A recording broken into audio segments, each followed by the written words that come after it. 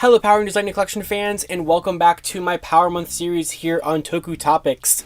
Today is day 2, which means I'm celebrating Mighty Morphin Season 2 today, which is kind of strange for this release, but there's a reason why I'm doing it, why this is what I picked. But today I'm taking a look at the Power Rangers Lightning Collection Mighty Morphin Power Daggers. So these are something that I've wanted for a number of months, but I just could never find them at a price that I felt was even remotely justifiable. So basically these are the third entry in the Lightning Collection roleplay items that are building the Power Blaster. If they're ever going to decide to finish that, I really don't know.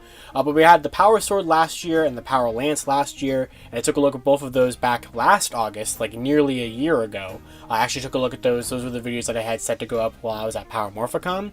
And this came out in like December of 2022, January of 2023. It was actually announced during Power Morphicon weekend, and so anytime I think about this set, I think about Power Morphicon weekend, and I also think about the fact that during Power Morphicon, Karen Ashley actually brought out the prototype of these during the MMPR Toys panel on the Saturday of Morphicon and showed them off and everything, and since she played Aisha in Season 2, I figured this would be a good Season 2-ish video, even though I know the Power Daggers were like barely used in that season whatsoever, but you know, it's a technicality, but I think that it works. So this is horribly overpriced. I think that it's definitely a good entry in the Lightning Collection, but this somehow, for some reason, they want this to pretend like this costs the same amount as the Power Lance, which is ridiculous. The Power Lance box is huge, the Power Lance themselves are huge, and this it retails for $131.99. No. So I was waiting for this thing to go on sale forever. It really never was, but it was finally included as part of the most recent Hasbro Power Days sale thing back in June. So I got this for like 84, I think it was 84, 86, which is still not great. But I figured at least under 100 is definitely more worth it than anything else. So at least for this one, I have it fully zoomed out right now, but I can actually fit this in my review station barely, unlike the other two that were just way too big to do so. But enough talking about the whole backstory of what I'm doing here. Let's actually take a look at this item. I really do like it. So this is, as of right now, our last entry of the Power Blaster weapons. I don't know if they're going to do the bow or the axe. No idea. But as you can see, of course, 18 plus, it has 6 batteries. Well, it doesn't have. You need to provide 6 batteries, 6 AAAs for these, 3 for each dagger. Of course, plastic-free packaging, lights and sounds. The blades light up. They make noises. They can combine together for some reason. The Yellow Ranger is right there. It's the same sort of setup and style as the other two weapons, and of course the whole plastic-free packaging thing. It looks really nice, and I actually really do like this release. I just wish that it cost less. And there's the Lightning Collection logo. On the side, it's just like a figure box where it just has the name of it there. It's very much just like a figure box setup, and on the side here it has MMPR yellow, which I wish I could zoom out more of, but I really can't. And on the bottom, just all the copyright stuff and the barcode. And then on the back of the box, which I think I can rotate, there we go. So in the back of the box, of course, it showcases the stand that these have, so you kind of push them down as if they're like sticking in the rock, which is kind of cool.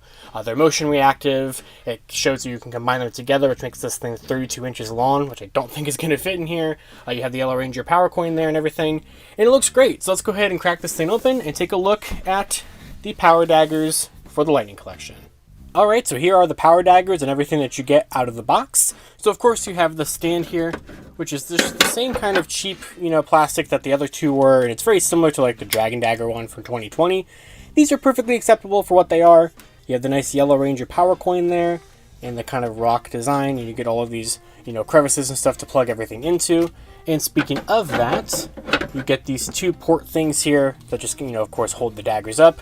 And basically, one of these is going to plug in right there, and the other one is going to plug in right here. So you have one behind it and one in front of it. This stand is very similar to the Power Lance stand, where you could have them kind of like in an X formation. I don't believe there is no formation where you can have this like straight out across like the Power Lance could.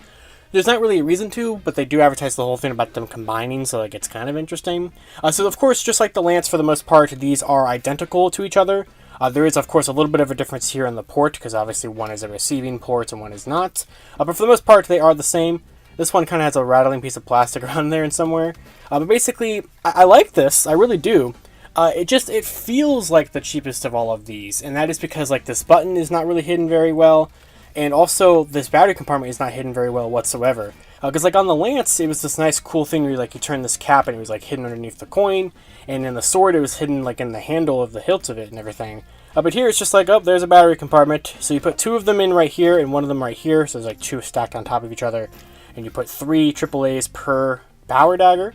And that's basically it. So just like the other weapons, they're motion activated. There's like, you know, hit noises, there's slashing noises, kind of swooshing noises, and it's all activated by clicking the buttons right here.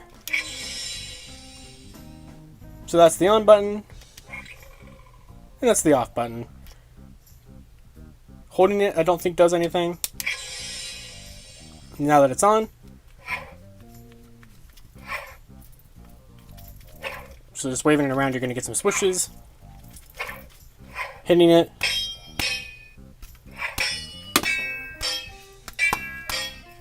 I actually really like the hit noises. I think those are cool. You can't really do a lot of like stabbing. It doesn't really activate it when you try to do like a stabbing maneuver. You kind of have to do more of a slashing maneuver. You kind of get that wobbly sound. It kind of sounds like the noises that are like in the Dino-Free Morpher. But I really like those clanky noises a lot, actually.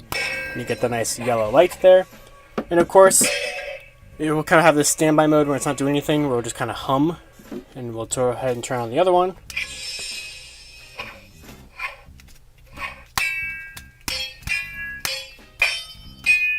Same exact thing.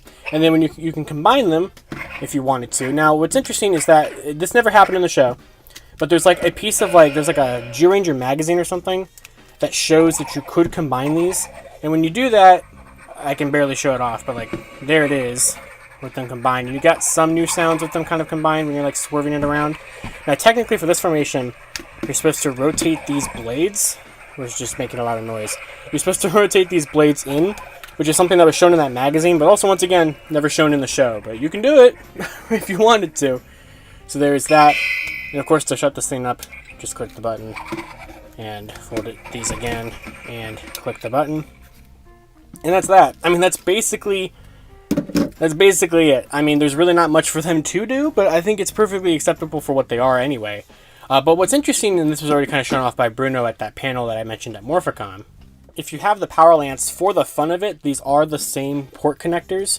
So you can combine a power lance and a power dagger together if that's something you wanted to do. It's kind of cool, but, you know, unnecessary. So that is something you can do if you are so inclined to do so. But, I don't know, I feel like these are just nicer. The lances were definitely a lot cleaner, you know, kind of more prop feeling, you know, kind of more adult collector feeling than these. And these are fine. I just would not pay full price for them by any means. And of course, to put them on the display stand, what you're going to do is you're going to take one of them here, and I have just barely enough room to show this off. This one is going to stick into the ground this way and rest there.